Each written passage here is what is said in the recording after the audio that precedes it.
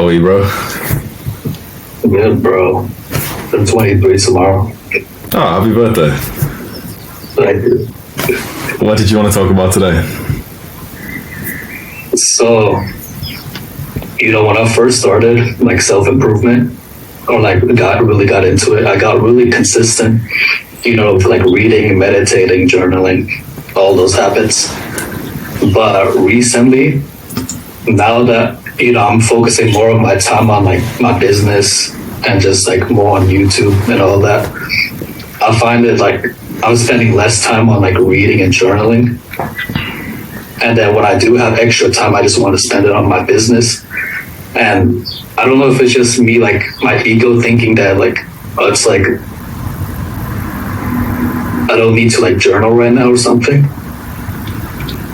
And so I'm trying to, like, figure out, like, am I, like, I don't know, should I just, like, still, like, make time to, like, do all that? Or just, like, focus all my time on, like, business and stuff? What do you think? I want to, like, make time to, like, read again. But, like, also a part of me just wants to, like, just spend as much time as I can on business. Yeah, me too.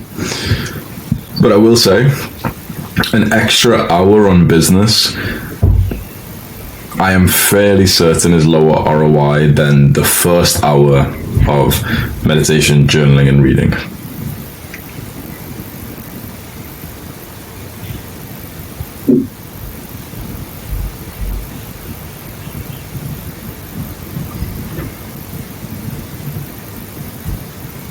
Yeah. What do you think about that?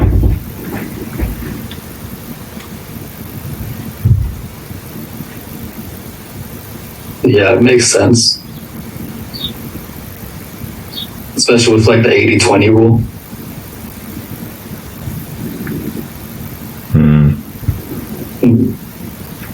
I go through the same patterns as well, where sometimes I'll go deep into the business work and everything, and I just want to spend as much time as possible. I don't want to waste any time. I wake up and get out of bed and roll onto the computer chair and just start working, stinky, like, morning breath and everything. I haven't even had a piss yet, just, like, zoned in.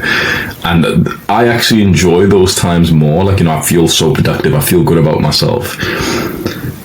But the 80-20 rule is a law, and it is 100% truth. And just in the last 2 days, recapping the 4-hour work week, I've realized that the first hour of your day, actually, it is beneficial to have that cornerstone of the self-improvement habits. Because let me just tell you from my experience, and this is something I knew even before I became, like, successful in any way, but I had to just be hit with this realization again. So imagine you've been reaching all of your goals. You lead a movement. Men look up to you. You make more money than you could possibly know what to deal with. You've got an awesome girlfriend. You've got love. Your family life's getting better and better. And really, the success of your business is doing amazing, right? So it sounds like everyone's dream life, right? Pretty much everything still feels checked, right? But imagine with all of that, you literally don't even enjoy your life, because one, you're working so much, and two, you're not very mindful, you're not very present, you're not very grateful, and you're not actually doing the things that you love to do the most, which is learning. Because this is how I've just lived for the past, like, month. I worked really hard. I was working more than 10 hours a day, probably like 10 to 14 hours every single day. And in some ways I enjoyed it because, I like being productive. But in others, I forgot a golden rule that I set for myself 1 or 2 years ago, which was, there's actually no point in building any level of success if you're not going to be present and grateful for it. Like, if your mind doesn't work to appreciate the success that you've built, then what's the point of it? So just the question I had to ask myself again, and I realized, okay, well, the point of success is to actually have a better life. But if the pursuit of success starts to lower your life quality because now you're slacking on the things that actually give you a higher ROI for life quality, which is the mental health things and also some physical health ones, then what is the point? Because how many people here would want to be an obese millionaire? He's got all the money in the world, but he's depressed and he's also obese. He genuinely like can't even see his dick. Women are repulsed by him. He genuinely like smells because he can't even deal with the sweat. He has all the money you've ever wanted. Would anyone here take that trade right now? And you can't change, by the way, right? No. You genuinely think about that. You would rather be broke than be fat. Think about that. Everyone's like nodding their heads right now. I agree. So the same thing with mental health. You can be a millionaire, right? You can be a millionaire. But if you're genuinely depressed and you're having panic attacks, would you take that trade? You might think, well, I could like help my family or something, but I think the money you could give to your family would probably be like, it wouldn't equal out the fact that your family are worrying about you now. So those are extreme examples, but these are the kind of questions I ask myself, and in the end I always come back down to like thinking mental health is the priority. So you mentioned journaling and reading, Aman. Where's meditation looking like in your schedule? Meditation, I started again for the May challenge. Come on. But with meditating, I got to a point where it's like usually like 90% of the time I'm always present. So like I kind of like made myself think that I don't need to meditate anymore because I'm really good at it. And then the same thing with journaling too. I just thought like, I can just journal in my head throughout the day, so I don't really need to write it down. Do you know what that's called?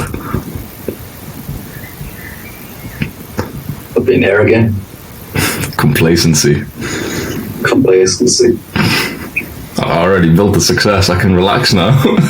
I already got the girl, so I can start bulking now. I already made the millions, so I can, no one can compete with me, right? So let's party, guys. Alcohol, drugs, late nights, messed up sleep, women. No one's going to be able to take over me, right? I've got the heavyweight champion title. I'm the best fighter in the world, guys. Hookers, cocaine. I don't need to train as hard, right? And then there's your competition who's still doing all of that stuff.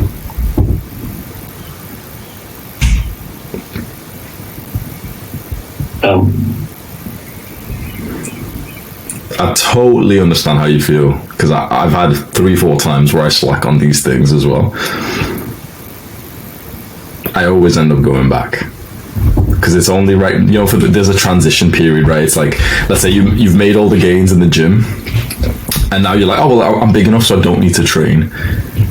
The issue with that is like the muscle starts going away. And you think to yourself, oh well, I'll just do enough to maintain it, but then you kind of like start slacking because it's not important in your life, and suddenly you start losing it. And it's really the same with all of these habits. So you could try to maintain where you're at, but you still need like a regimented routine for that. So you'd still do, for example, 3 minutes of meditation a day, and you still do 2 minutes of journaling per day consistently. Just like if you were maintaining your muscle mass, you'd do it in a systematic way, wouldn't you? You'd think to yourself, okay, I was doing chest for 10 sets per week and I was growing quite well, so I could probably maintain it with like 3 or 4 sets per week. Right now you're saying, okay, yeah, like I've built a really nice physique, now I'm just going to stop training altogether because my physique's nice. Is that a good idea? No.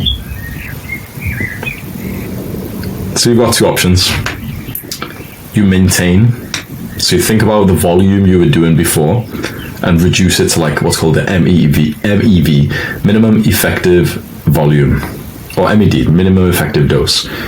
And you're just trying to maintain. So maintenance is usually about 1/3 of the growth volume, just in general for everything you do. So if you're doing about 10 sets to grow your chest, then about 3 sets per week will maintain it, roughly. Everyone's slightly different, but I like to just go with 1/3, right? So if you're doing 30 minutes of meditation per day and you're growing, you're quite advanced, you've been doing it every single day for like 2 years, to maintain, you probably still need to do about 10 minutes, otherwise your presence will actually start to dip down. You said you don't want to backtrack. So I'd say the 2 options I can see for you, man, is either do the work to maintain and set us like a regimented routine for that, or consider still growing. What do you think?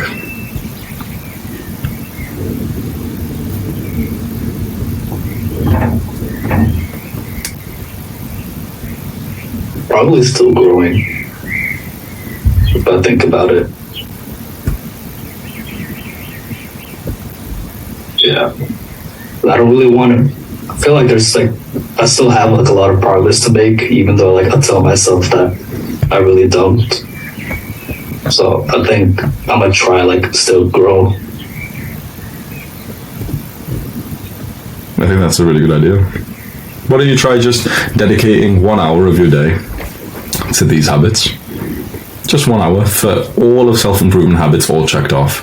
That's your meditation, your journaling, your cold shower, maybe some kind of social thing, maybe hugging your parents, and there's 3 other random habits you could do. There's visualizations and all these ones. You can limit it to a max of an hour a day. You can still go gym, and you could probably still work for more than 10 hours. And I'm pretty sure from 10 to 11 hours wouldn't have made that much difference in your business. If anything, it'd be probably worth it for you to do the whole 80-20 for the business things, and then reduce the business work down to like 4 to 6 to 8 hours a day, something like that, and have even more time, because you probably will get a higher ROI meditating for 4 hours than you would working for an extra 4 hours on top of like the essential few that you had to do per day.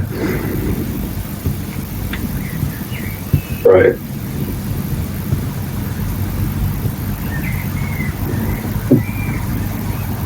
Thank you for coming on the call. Appreciate that. You're welcome. I appreciate the question. Thank you. Take care, man.